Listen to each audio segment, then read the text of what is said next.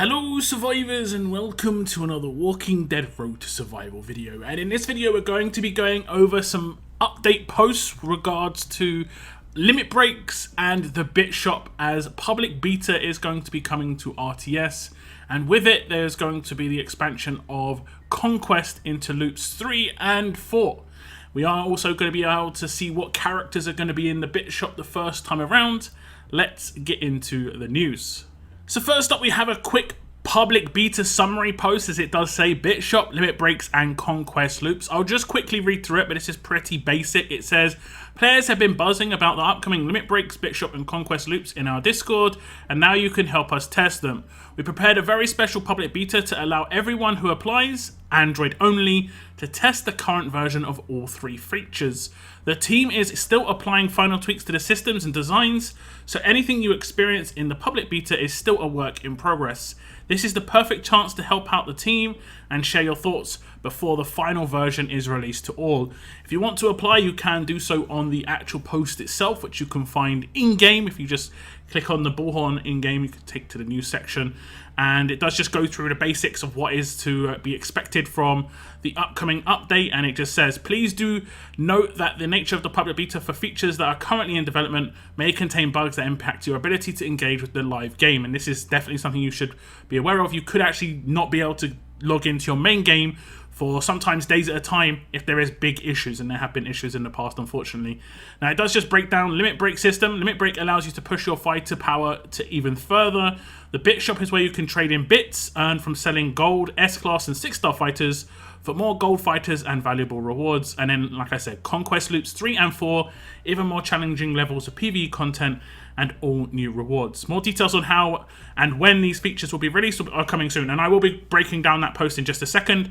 Now, there are some general fixes and some combat fixes. I'm not going to go through this. If you want to just check them out, you can pause and just check out the issues that are going to be fixed. This is what's going to be coming with the update as well. As you can see, quite a lot of little fixes coming in. But we'll get on to the big news when it comes to the full details on limit breaks, bit shop and Conquest Loops 3 and 4.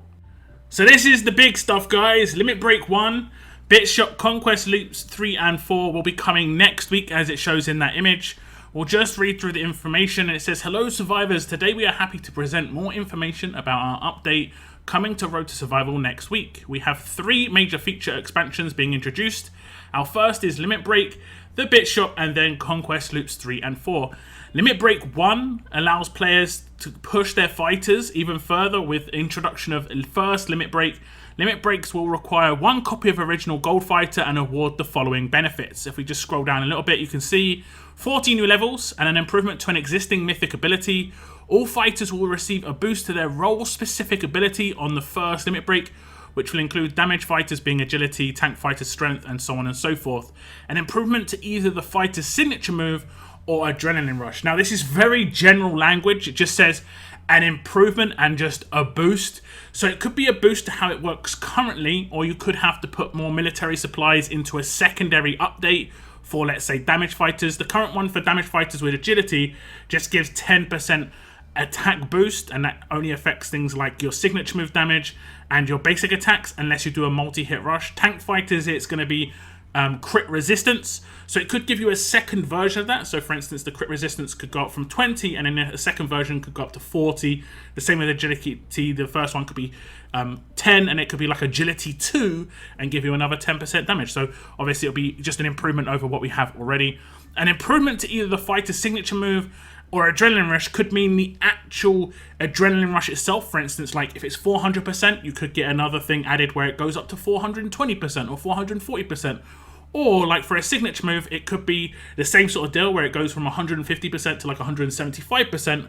Or it could be something as simple as the initial cooldown changing from 3 to 2. And on some characters, that's going to be a big deal. Characters like Sophia and Abraham, if they get a turn 2 signature move rather than a turn 3, that is going to drastically improve their, like, how usable they are as characters. Now, limit breaking fighters will also allow you to push your lieutenant levels even higher, and if you are into the 400 plus realm on lieutenants, you know that it's starting to get extremely expensive in terms of how much of the training supplies it is going to be requiring. So yeah, it's not going to be too soon that we get into those those expanded levels anyway, but if you are going to be pushing hard, you are going to be getting there sooner than other people. Now, there is also some information regarding the bit shop, and it says players will now be able to sell fighters for bits to be exchanged in the all-new bit shop. The bit shop will exist as a tab in the grey market that refreshes on a monthly cadence.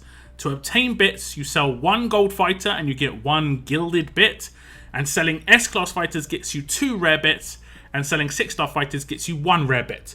Gilded bits can be traded in for gold mythics, and rare bits can be traded in for other rewards, including silver mythics, and we'll break down those rewards right now. So here are the gold mythics that are going to be initially available, and it does look like they've changed the price of them initially. When this was initially announced, it was going to be a sale character, which is Sophia and Alice here, was going to be 4 gilded bits, and a main character, like a normal price, was going to be 5. So it looks like they've reduced all of the cost by every character by 1, which obviously is a nice improvement.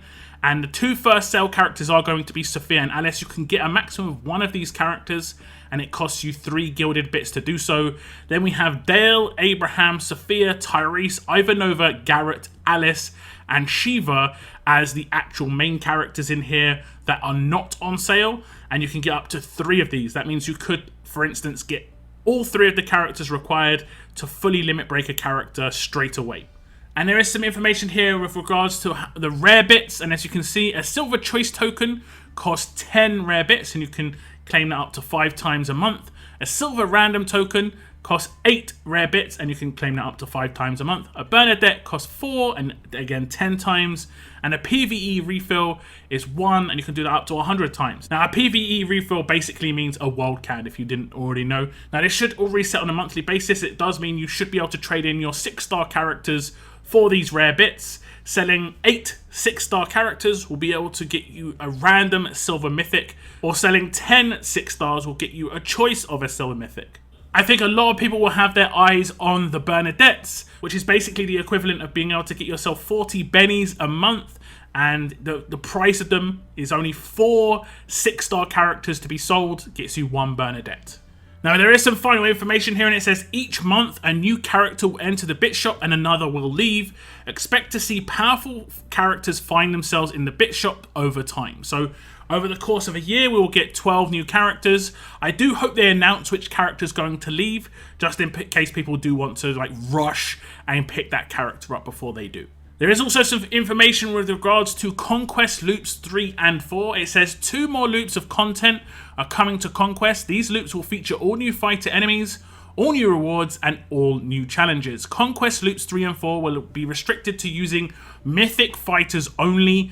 To balance out this new restriction, we will be rebalancing the middle to end of Loop 2s to make it slightly easier, and lowering the difficulty of where Loop 2 ends. Loop 3 will pick up at this new point.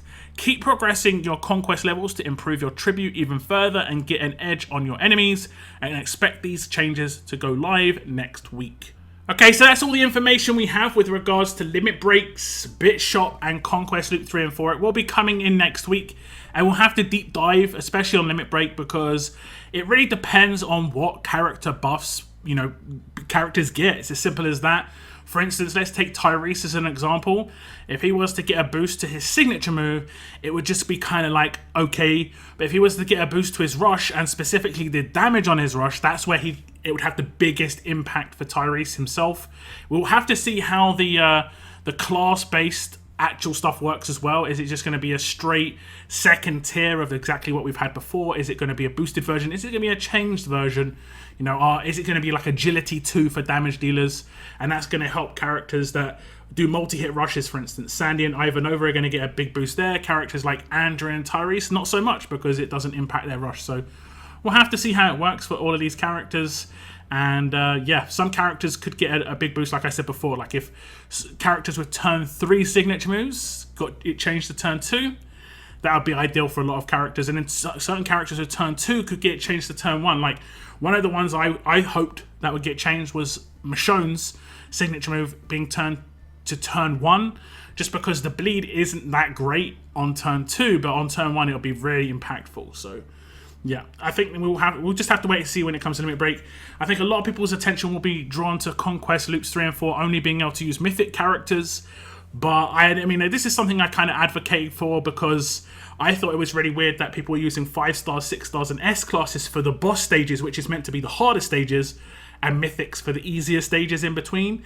That didn't make much sense in my head. And I think by now, a lot of people will have kind of built up rosters. You're going to have multiple limit broken characters, so hopefully you'll be in the position to actually be able to get through Conquest Loop 3, and maybe they'll do some different team builds, because I think a lot of people are running into the same issues with these like multiple fast healing characters and not really having much options when it comes to heal reduction or heavy control on attack teams right now. But maybe that'll change with characters that come out in the future. We'll have to wait and see. But this is something we're going to have to check out when it comes in game next week. And I'll obviously be bringing you the information as soon as I have it. And I'll try and give you some visuals as well.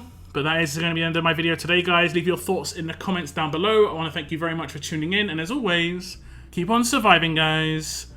Keep on surviving.